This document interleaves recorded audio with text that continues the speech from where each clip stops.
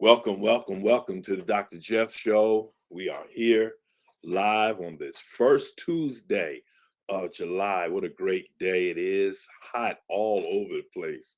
I don't know but it's hot here in the A. We just got back from Tampa, coming back from our 84th annual conclave from Omega Psi Phi fraternity. Um, Man, what a time we had. Great time, great fellowship, friendship, connections, all that kind of stuff. But we got a lot to talk about tonight. Man, some important things have taken place while we were out doing what we wanted to do, um, having a good time. There's some things that have been taking place with this Supreme Court, and we what we like to do here, the Dr. Jeff Experience, is at times we want to stay neutral. Like, for instance, tonight, I want to give you information that gives you the tools needed in order to make a decision based on information rather than just going into the voting booth and vote. And tonight, I hope I can tell you to not only vote, but tell somebody about the importance of voting. This is some real big stuff some decisions that will impact all of our lives. I don't care who you are. I don't care what you do. This will impact your life seriously. Uh, my brother Quinn checking in. Good to have you, my brother. Hope you're doing well. So let me first start off because there's a number of times that we just assume, and when I say we, those of us who have these podcasts or do speeches or anything else, we just assume that everybody understands the elements of government. So tonight, I don't want to insult your intelligence, just for those who may be confused about what the elements of government are. I want to talk to you about first the three branches of government. And then we're going to go into the decisions that have a heavy impact on your life, my life, our lives. So let me start off saying that, first let me start off by letting you know we're live tonight on Facebook, YouTube, and LinkedIn live. So tell a friend, um, take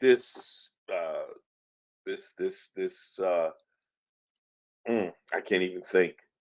Uh, take this link and send it to somebody, email it, text it. I want everybody to be on, but come on, let's talk. So we've got three branches of government, and let's talk about those three branches of government.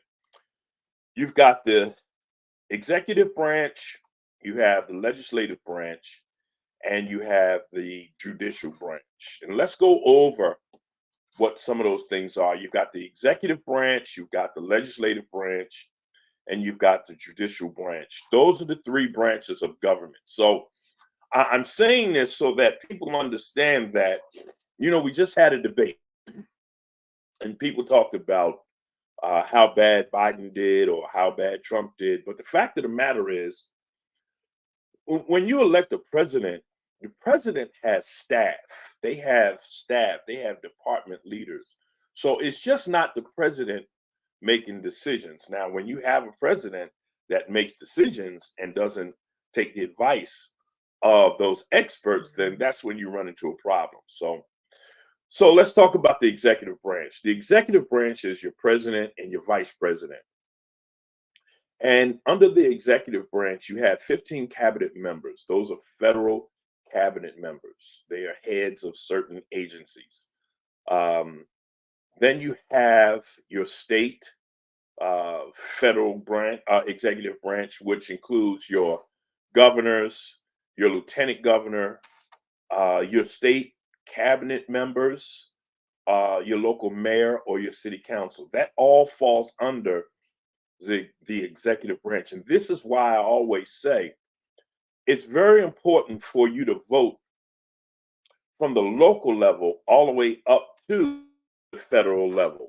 Oftentimes we don't vote until what we think is a important uh, vote, and we think that the presidential vote is the most important vote. Well, no, all elections are um, very important elections because they will affect us all in one way or the other. So you need to vote. Now let's continue on with what we call the executive branch. Let's continue on with that. The executive branch, you have the president, and what the president does is relies upon the president, their staff. Um, they have those federal cabinet members that help them along with making decisions based upon what the pulse of America is.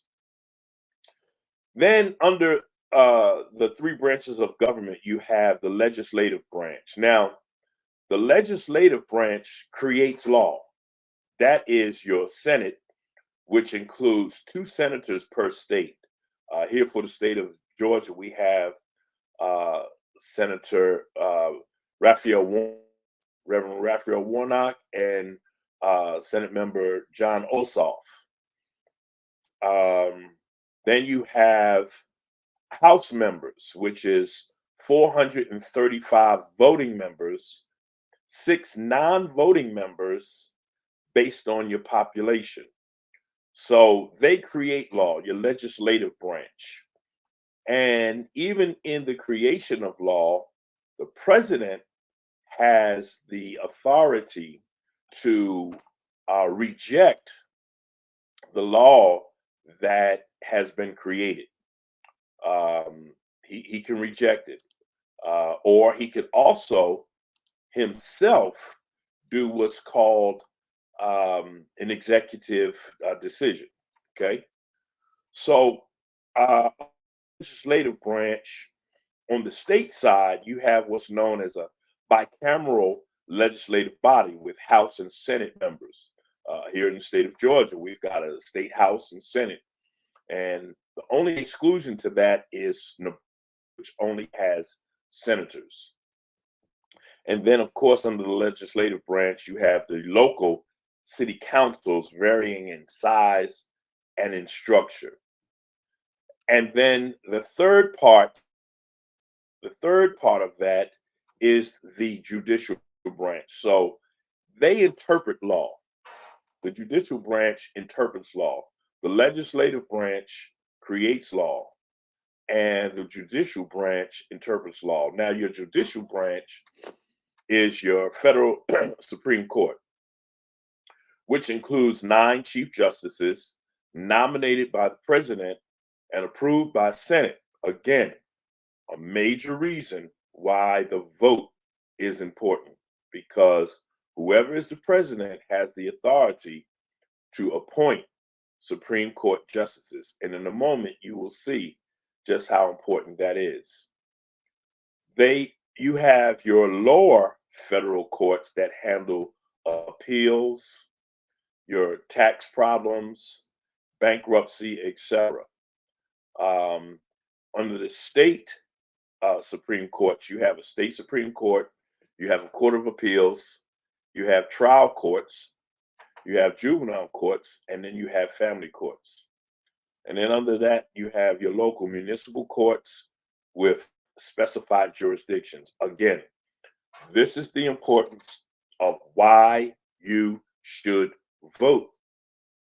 These are the people you have an opportunity to make sure that you put people in office who are going to make decisions that are not going to be an authoritarian government, and serve the will of the people. Again, let's go back over this. You got 3 branches of government: the executive, the legislative, and the judicial branch. Under the executive branch, you have the president, the vice president, you've got 15 cabinet members. Under the federal government, state government, you have cabinet members, your local mayor and city council. And then you have the legislative branch, which creates laws. You get 2 senators per state. Your House members, you got 435 who are voting members. You've got 6 non-voting members based on population. And then in the state, under the legislative branch, you have what's known as a bicameral legislative body with House and Senate, except for the state of Nebraska. And then you have the judicial branch, which is your Supreme Court, with 9 chief justices, not a president, approved by the Senate and lower, uh, approved by the Senate, I'm sorry. And then you got your lower federal courts that handle appeals, bankruptcy, and tax problems. So that's your 3 branches of government. So over the week, we've had some major decisions come down from the Supreme Court. Major decisions. Now, one everyone is talking about, of course, and that is the one that supposedly gives the president, whoever that president may be, total authority. Total authority. Yeah, someone is asking me about am I suffering from hay fever? Uh,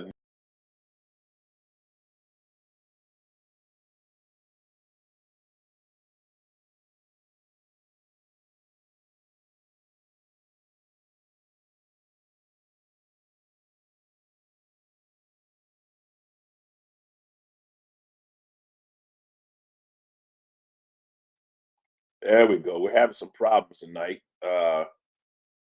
With this hot weather, you're always going to have thunderstorms and lightning and all that kind of stuff. But anyway, back to what I was saying. Um, everyone's back. Yeah, we're back. Okay. So what we have is we've had some decisions that came down. We were talking about the most obvious decision everyone's talking about, and that's the decision that gives presidents total immunity. And we'll go over that. But the one case I want to talk about at the end is a case called the Chevron case. The Chevron case. And this is very important to me because if you remember, 2 weeks ago, we had a person on from the Bullitt Center who talked about the importance of environmental disparities and pollution and how it affects poor minority communities. Well, in a 6-3 decision, the Supreme Court overruled a decision that went back to, I believe, 1980. The 1980s, might have been 1989 specifically, but it's called the Chevron Doctrine.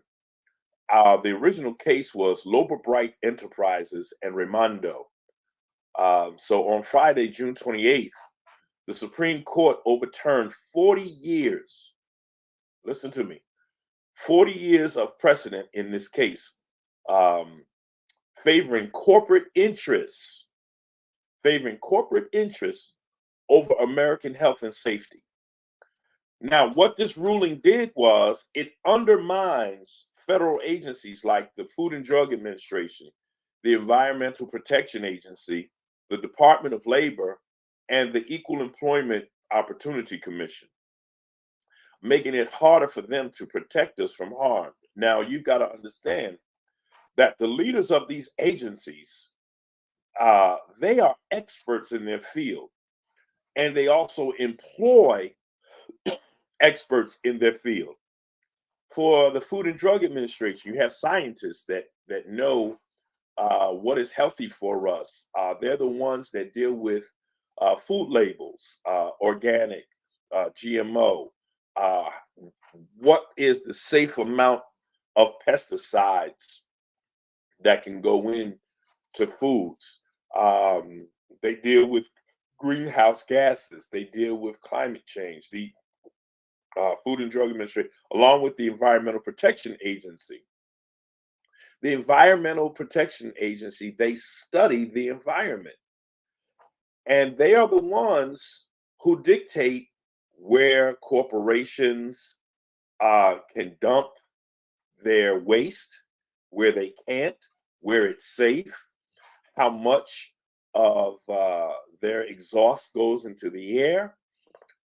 Your Equal Employment Opportunity Commission makes sure that we have laws which make sure that we have uh, ADA compliant things at different locations. American Disabilities Association, you have um, make sure that they're compliant with all types of human resource things. These are experts in the field. So basically, the Supreme Court said, no, we're going to let the executives of those companies determine what's safe and what's not. Now, just imagine that. Just imagine that. We just saw 60 Minutes did a show out in Mississippi. And I mean, we can deal with the water situation that's still happening in Detroit, in Mississippi, and several other places where, based upon the agencies who are dumping into these areas, they can say that, well, those pollutants don't cause anything because now the EPA, Environmental Protection Agency, and the FDA, they don't have any authority over that because under this Chevron doctrine, the Supreme Court took that away from those agencies. So basically, what it came down to is when corporations challenge laws like the definition of clean in clean water, these experts in these agencies will no longer have the strong legal support that they once had. They could go to court and they could fight based upon the science, based upon their expertise. But under the Chevron doctrine, based upon what the those chief justices just did, and let me name who those chief justices are. They are Chief Justice John Roberts, Clarence Thomas, Samuel Alito, Neil Gorsuch, Brett Kavanaugh, and Amy Coney Barrett. They are all Republican appointees, and they voted in favor of this Chevron doctrine. Now, the dissenters were Justice Sonia Sotomayor, Eleanor Kagan, and Chief Justice Ketanji Brown Jackson. They were the ones that dissented from this decision. They said, "No, we don't think that this is the right thing to do." Now, uh, getting back to this, getting back to this. What I want to do is go over some more of this. I'm sorry, we're just having some technical difficulties here. Um, these government workers, they used their specialized knowledge. Okay, they used their specialized knowledge to make sure that we were safe. They made sure that we were safe. They made sure that we were safe. These are experts. These are experts in their field. And what we did was we just the Supreme Court, they basically just took it away and said, no, we'll let the leaders of that agency be in charge. Now, again, let me explain some more to you. Under the terms of the so-called Chevron doctrine, the terms of the so-called Chevron doctrine is this deference. And deference is a product of the Supreme Court's 1984 opinion on Chevron versus Natural Resources Defense Council, which upheld an Environmental Protection Agency regulation. It means if Congress has not directly addressed a particular matter in law, Courts must give reasonable deference to federal agencies' interpretation of law in their implication. Basically, what has to happen is they have to go with the science, they have to go with the expertise of those who are in the Federal Food and Drug Administration, the Environmental Protection, all of those places. Um, but they removed it. They removed it. So now what do we do? What do we do? What do we do? What do we do? You got to vote. It's real easy. It's real easy. I mean, this is not a difficult thing to do. It's a very easy thing to do. You've got to vote. Now, I'm not telling you how to vote, but you have to vote. This has such a horrific this is such a horrific decision, and it has such a horrific outcome because, again, let's take some of these factories, a chicken factory, a poultry factory, and you've got runoff, waste runoff. It has to go somewhere. It has to go somewhere. So where does it go? It goes into the air, or it goes into some of those local water streams.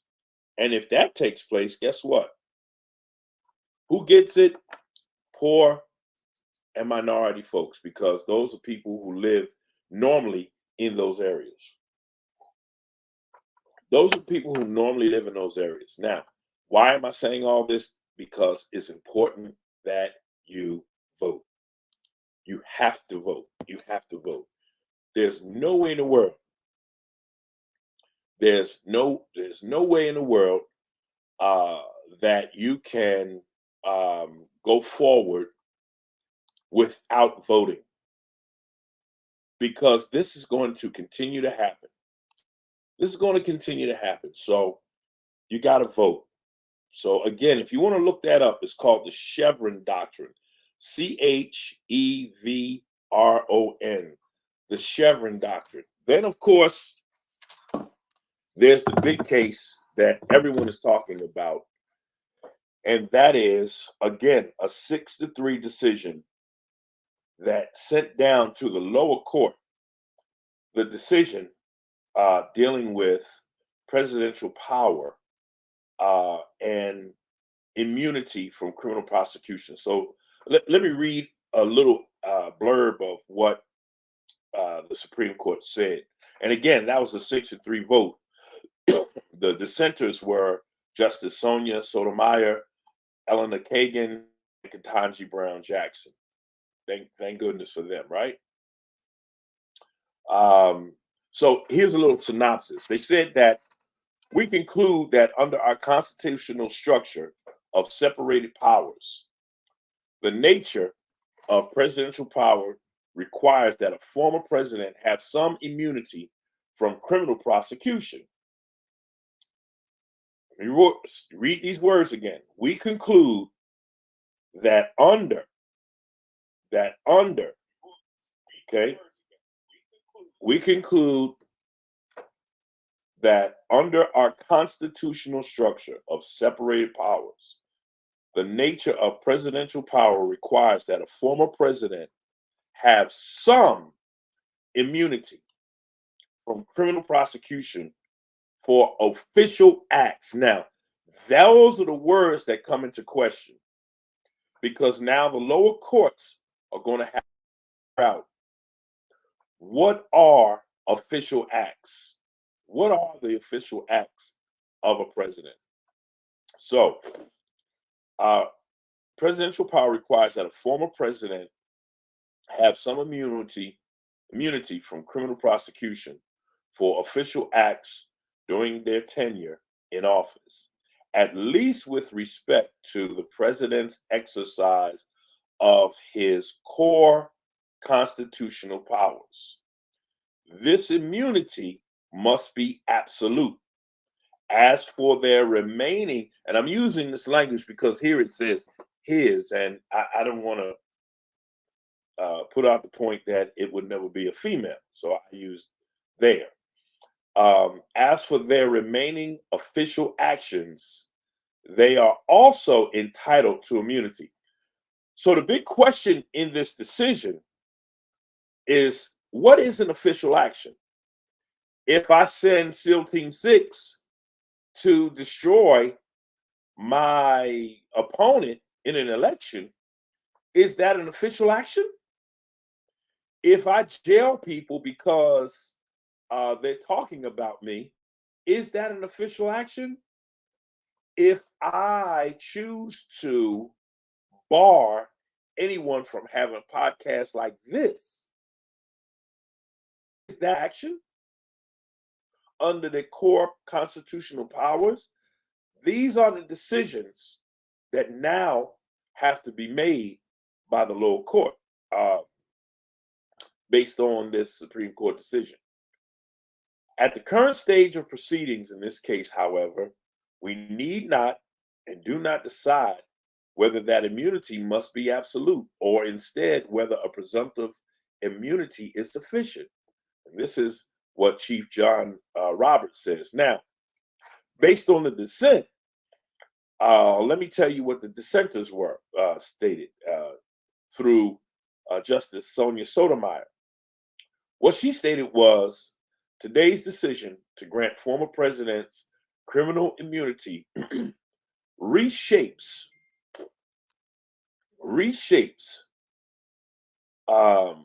it reshapes the institution of the presidency.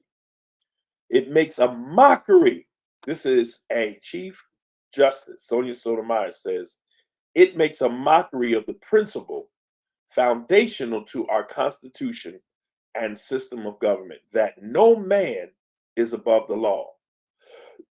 So basically what she's saying is no man is above the law. No man is above the law. She countered her dissent, joined by Justices Elena Kagan and Ketanji Brown Jackson. She stated, because our Constitution does not shield a former president from answering for criminal and treasonous acts, she dissents, omitting the traditionally used word respectfully. She didn't say I respectfully dissent. She says I dissent. So she basically says that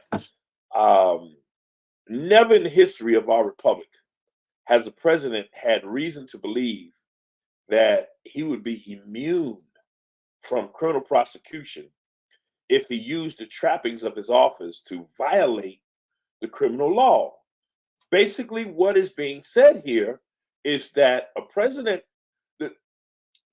Trump argued that he ought to be immune from certain actions based on the fact that it was an official action. So they're trying to argue that January 6th, the storming of the Capitol, was an official action. Sotomayor said that moving forward, however, all former presidents will be choked in such immunity if the occupant of that office misuses official power for personal gain. The criminal law of us must abide will not provide a backup with fear for our democracy, she dissents. That's huge. That's huge. That's huge. Now, what is it that we do? What is it that we can do? When I say we, basically I mean you, me, your cousin, and your brother too.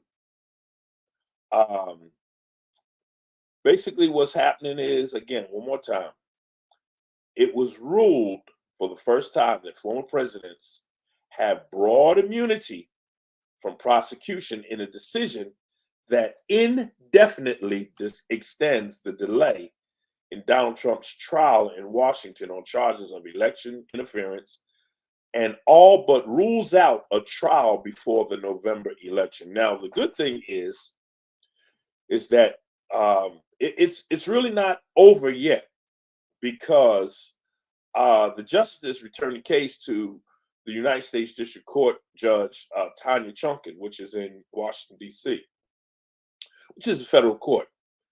And she would preside over the trial. Now, she has to sort out what is left of special counsel Jack Smith's indictment for the former president. Uh, the good thing is in this is that she has the ability to start a trial and have Donald Trump in court during the final days of his campaign. In other words, she could seek to start a trial in September or later, and by the time they get to Wisconsin, during the later dates of this election, he could be in court instead of out on the stump, which would be interesting.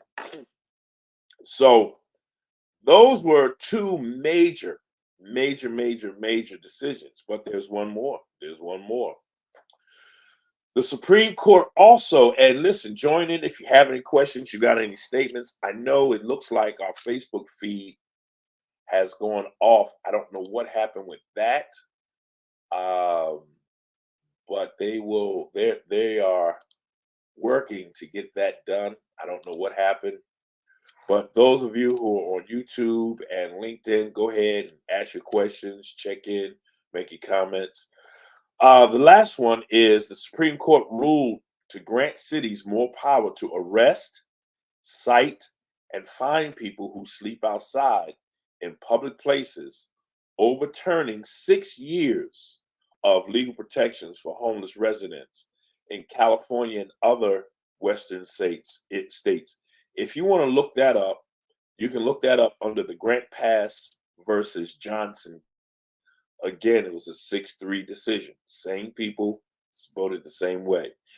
What this basically means is those of you who follow national news out in the West Coast, especially California, LA, San Francisco, and other Western states, they've been having a horrible problem with homelessness. And I mean, it's all over the United States, unfortunately.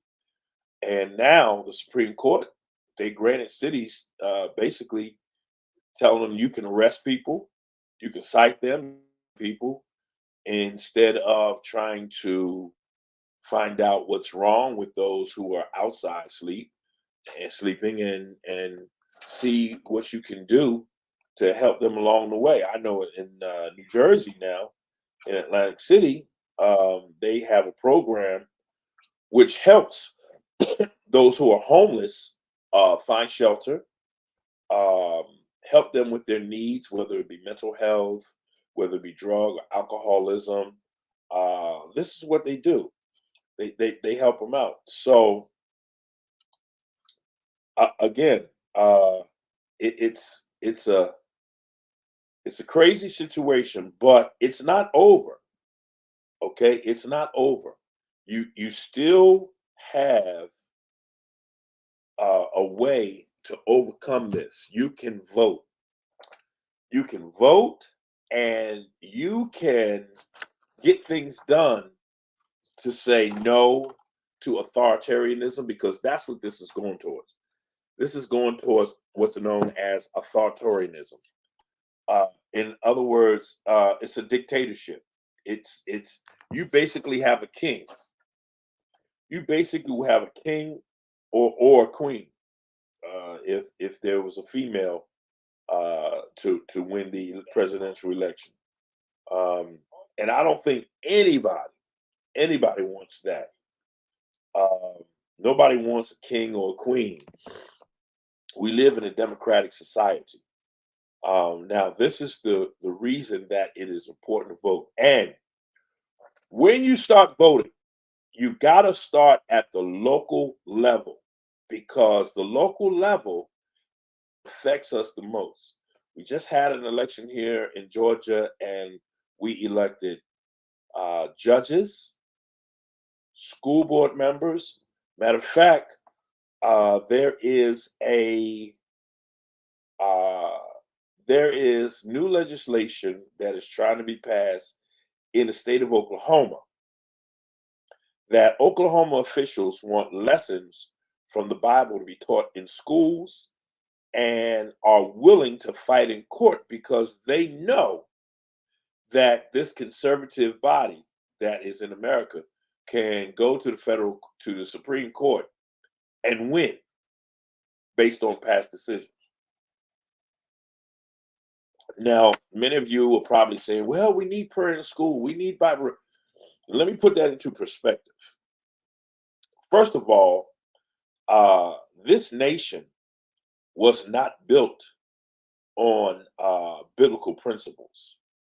This nation was built with the freedom of religion, the freedom to be a part of whatever religion you want to be a part of. That this is not supposed to be. It was never in the Constitution that the Bible should be read in school. And the other problem with that is, so what version are you going to read from? Are you going to read from the King James Version, New King James Version, New International Version, New Revised Standard Version? What version are you going to read from? And then, are your math teachers now going to have to take theology classes? So, am I going to have to teach 2 plus 2 equals 4 and Genesis 2 and 4? And it sounds like I'm being facetious, but I'm for real.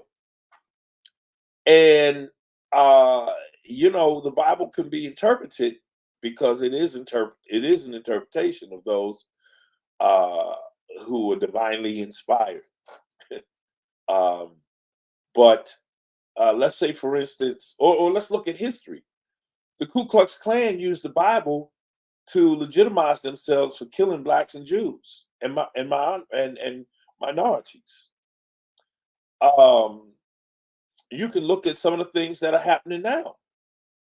That white supremacists are utilizing the Bible, to legitimize their hatred for people. So yeah. Also, what if the teacher themselves are a different faith? If I am of the Muslim faith, am I supposed to teach the Bible? I mean, this is that can be a crazy thing because, again, unless you are teaching the Bible in a way where you know theology, you know hermeneutics, you can break down the Bible in Hebrew, Greek, Aramaic. You know language, context, structure, history. Teachers don't have time to do that. They got to teach for the test.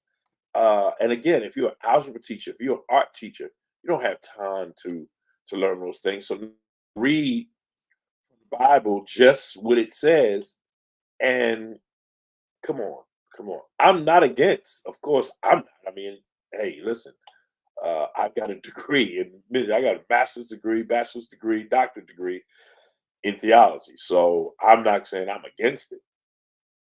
I'm not against religion. I'm against it being taught in school unless it is in school. You specifically go to this school for religious purposes. Then you have people who should have knowledge, should have degrees in that so they can teach it accordingly. And that's that person's choice. And you've got teachers who are part of that faith who understand it. Now, this all of this is the beginning of the Heritage Foundation and Project 2025. Go online and Google Project 2025. It's real simple. It's right out there. They've even written a book. Okay. This conservative group, the Heritage Foundation, backed by Donald J. Trump. Again, I'm not telling you how to vote. I'm just giving you the information, tools necessary so that you can make your choice. Project 2025. They have a 180-day plan. This is not a 5-year plan. This is not a 10-year plan.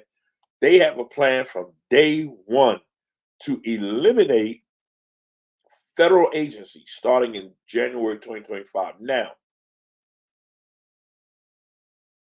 yeah, look at this, Sharon Lilly. She says, I'm late in tuning in, but I wonder if you touch on Project 2025. You came in just in time, Sharon.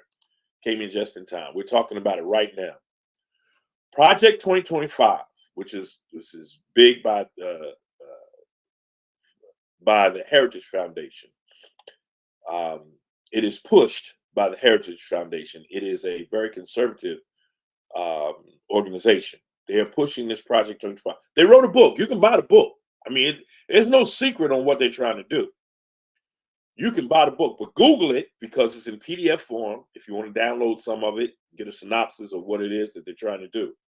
It's real simple. They want to eliminate all federal agencies starting January 2025. And they want to take 180 days in doing this. This is not a 10-year plan, 5-year plan. That immediately. Now, what is crucial about this is the Chevron decision has already done that. The Chevron decision has already started stripping powers from federal agencies. They're stripping the power from the Environmental Protection Agency, Food and Drug Administration, from the Equal Employment Opportunity Commission, from the Department of Labor, who looks after laws dealing with employment. They are serious. And I'm asking you now, if this is what you're about, if you want to deal with this, then you vote with those conservatives. If you're against this, if you don't want to see us have a king or a queen, then you got to get out and vote. And you got to get your cousins out and vote. You got to get your kids out and vote. This is no time to sit back and say, well, and this is something I always get from people. Well, I'm not worried about that because God is going to take care of everything. The Lord is going to come back and deal with everything, or if it's the Lord's will, then that's what it's going to be. Wow. Let me say this to you. For all you Bible thumpers, again, let me preface this. I am not against the Bible. The good Reverend Dr. Jeff Fauntleroy is not against the Bible. All I say is, if you're going to use it, know what you're saying. Because the Bible talks about faith without works is dead. So if you're going to use the Bible to justify yourself in sitting back and not voting and waiting on God to take care of things, you're a fool. You're a fool. Straight up, you're a fool. If you do your history of religion, even of Christianity, you will see how political it was all the way back to Constantinople and Council of Carthage, the Council of Nicaea, and look at how they voted, and those African bishops, how they were outvoted. Well, I'm not going to give you a history lesson on that, but go look it up. Go look it up. So don't use something that you're not aware of to be lazy. Go out and vote. No one knows how you voted when you go behind that booth. You may work for a corporation who you may feel, well, I don't want to get involved politically. Don't get involved. Just vote. I'm not telling you to go out and stand by the roadside with a sign or anything else. What I'm telling you to do is vote. It is so important. I just gave you 3 examples. The Chevron decision that took away the power of the Environmental Agency, Food and Drug Administration, the Department of Labor, and the Equal Employment Opportunity Commission. Stripped them of their authority. The second one is they took away, they gave the president what is known as presidential power and immunity from criminal prosecution for official acts during their tenure in office. And they sent it down to a lower court. Now the lower court has to make a decision of what is actually an official action. So the interpretation has to be based on the president did this because of that. Is that in line with the official action of the president of the United States under the Constitution? So now you've got to understand the Constitution. You've got to understand or make a determination of what an official action is. Again, as I went over earlier, if in fact, if I'm the president and I hear podcasts like this, I send my Department of Justice people to come lock me up because it seems like I'm talking against the president. Is that an official action? Could be. Could be. Could be. Again, Justice Sotomayor, Sonia Sotomayor, she says today's decision to grant former presidents criminal immunity reshapes the institution of the presidency. It makes a mockery of the principle foundational to our Constitution and system of government, that no man is above the law, no man, no woman is above the law. Because our Constitution does not shield a former president from answering for criminal and treasonous acts, she dissents. See, the framers of the Constitution never thought that something like this would take place. They put things in check. They had checks and balances with the House. They had three branches of government: the judicial branch, the executive branch, the judicial branch, the executive branch, and the legislative branch. So they put these all together, framers of the Constitution, put these together so that there's checks and balances. No one ever thought about someone doing this routine. So here we are. How did we get here? Because people don't vote. People don't vote. I ask you today. I was somewhere and I always make it a point to try to talk to 5 people about voting. And throughout the day, I guarantee you that I can get 5 people that don't vote. That's ridiculous. Literally, I don't care if you vote Republican, Democrat, or Independent. However, we've been through too much not to vote. And how we got to this, how we got to the point where the type of decisions were made, the last decision where it is now on local level agencies to be able to lock people up for sleeping on the street because they're homeless, fine, arrest, cite those who are sleeping on the street. Let me tell you something, man. Back during enslavement, during the Emancipation Proclamation, when we were free, what happened was they had another law called slave law, because you were free, but you still had Jim Crow, and you couldn't get a job, which meant that you were on the street. So then they came up with vagrancy laws. So what did you do? They locked you up. You went to jail. And what did you do? You worked the chain gang, which was another level of slavery. Guys and gals, I'm telling you. Tonight, the name of the program is Wake Up and Vote. You see, we're having some technical problems. Facebook went out. I'm so glad we're still on the other two.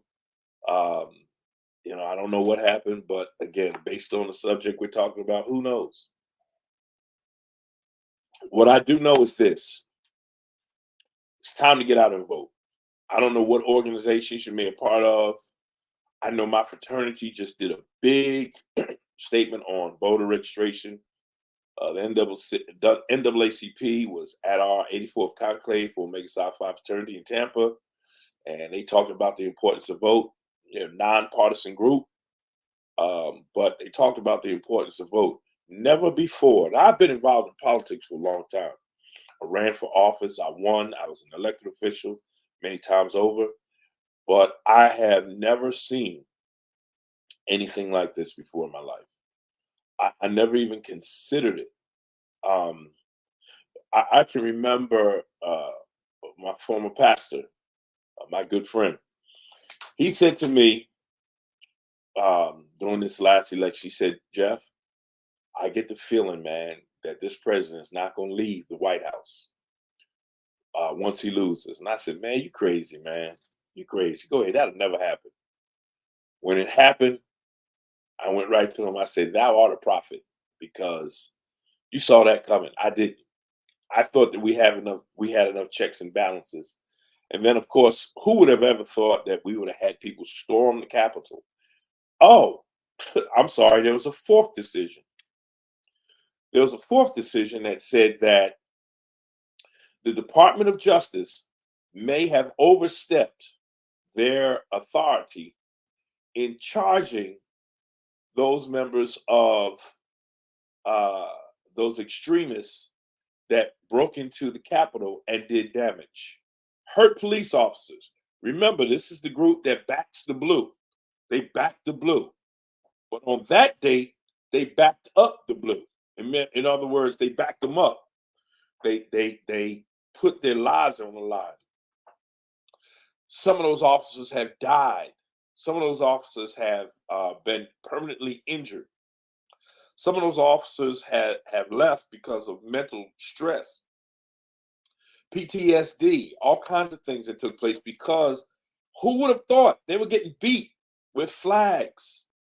They were getting beat with poles. They were getting gas with bear tear gas. It was horrible. But guess what? 6-3 decision again. The Supreme Court said that they believe that the Department of Justice may have overstepped their bounds. And now some of these people who have been tried and convicted may have some of uh, those decisions reversed. I mean, so I was a part of the Million Man March years ago, and it was well over 1 million men there. I can't imagine what would have taken place if it was one fight. One fight. Now, let me say this. Throughout that Million Man March, there were whites, there were blacks, there were Asians, there were Hispanics, there were folks from every walk of life. And I did not hear one incident. That was over 1 million people. On January 6th, you saw what took place. They beat police officers up. They hit them. They maced them, bear maced. They defecated within the Capitol. They went in and stole things out of Nancy Pelosi's office and some of the other justices' offices. They wanted to hang Mike Pence. Let me read the statement. So the decision needs to be made by the lower court if Rump was doing official duty on January 6th when he told the Proud Boys to storm again. That's correct. That's correct.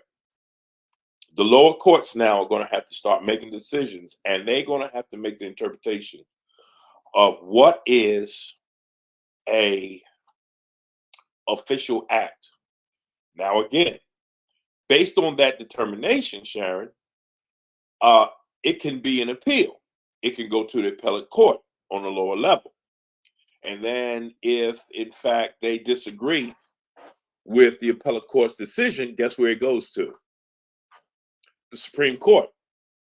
And we already know, based on the Supreme Court justices on the Supreme Court, we already know where that's going to go. We know there's going to be a 6-3 decision in favor of those plaintiffs. So, again, if you want to know how you can stop this from happening, it's real simple. Just vote. I mean, it's never been easier. Just vote. Just vote. Local municipal judges, state judges, county, federal judges, all the way up to your senators, your House of Representatives, your state senators, House of Representatives, your city council members, your board members, your school, your board of administration people, uh, uh, sc- um, school board of education members. People forget that boards of educations affect the budget of a local community. Okay, they can affect if your taxes go up or not based on the millage rate. Based on the millage rate. So, if in fact they want to build more schools, if they want to have more activities, guess who gets taxed? You and I. You and I. And you say, well, my children go to a private school. Well, guess what? You're paying twice because you're paying tuition and you're paying taxes. It comes out of your home tax. And I don't know if people understand this, but you're paying for people to make decisions that are affecting you negatively. Got to vote. You got to vote. You have local boards of education, you have a state board of education, and then you have a Department of Education, which Project 2025 wants to get rid of. They want to get rid of the Department of Justice. They want to get rid of the Department of Education. They want to get rid of the Federal Food and Drug Administration. They want to get rid of the Environmental Protection Agency. They want to get rid of the Equal Employment Opportunity Commission. They want to get rid of the Department of Labor. And they want to put their own people in there as experts. Are you ready for that? Project 2025. Go online, Google Project 2025, download those parts of it that you want to read, or order the book. It's right there. They're not hiding this. They're not hiding this. They're not hiding this. Yeah, plus those who win elections at the lower levels often move to higher levels of government. Absolutely. Absolutely. Absolutely. It's a startup for people. Go online, check it out. Listen, I hope that I helped you in making some decisions tonight. Um, and you know that's the problem right there. That's the problem right there. I mean, who wants to do all of that? It's necessary. Or you listen to podcasts like this. Listen to podcasts like this. And again, I'm not taking any stance on Republican or Democrat. I'm just giving you the information for you to make your own educated decision. But you got to know what affects you, what you're voting on. And I think that if in fact we do our homework and we take a moment from our YouTube, take a moment from TikTok, take a moment from, doing other things and find out what's going on in the news, find out and say, and be balanced. I look at both sides and then I make my determination and I read the facts. I read the facts. Tonight, I read for you the actual synopsis of the decisions made by the Supreme Court. I gave you the 6-3 vote dealing with the Chevron Act. I gave you the 6-3 vote dealing with presidential immunity. I gave you the 6-3 vote dealing with homelessness. And then I also talked to you about the state of Oklahoma, which is trying to make teachers teach about the Bible in schools. So the math teacher now has to teach religion on top of math. The music teacher has to teach about an A flat and G minus and Genesis 4 and 2. But if you're good with that, then go ahead and vote for it. If you're not, start voting. Start voting. Yeah, sure. I mean, that's what it seems like. I mean, um, and it's not just white supremacy; it's supremacy over. It's classism also. It's classism. So, guys, that's my story. I'm sticking to it. I'm not telling you what to do, how to do it, but what I am telling you is it's important for you to get out, be educated on what it is that you need to know. Listen, you can always hit me up. You can always hit me up. Yep. Make a plan to vote and make sure you know who you're voting for. Do your research for yourself. so you can educate others. Every candidate has a website. Go on and look at their if they are an elected official looking to be voted on again. If they're an incumbent, look at their voting record. See what they voted for. See what their stances have been. It's very important that you do that. Educate yourself. It's real simple. You're on the internet all the time anyway. You're looking at TikToks. I know because I see you on it. You're on YouTube. You're on Instagram. You're on Facebook. So go ahead and Google what's going on, some education on what's happening, so that you can become an educated voter and then educate somebody else. Say, hey, did you know such and such and such? Don't get into an argument about somebody's stance. If somebody tells you I don't want to talk about it, don't talk about it. If you're a Democrat and you have a Democratic view and they have a Republican view, don't get into an argument.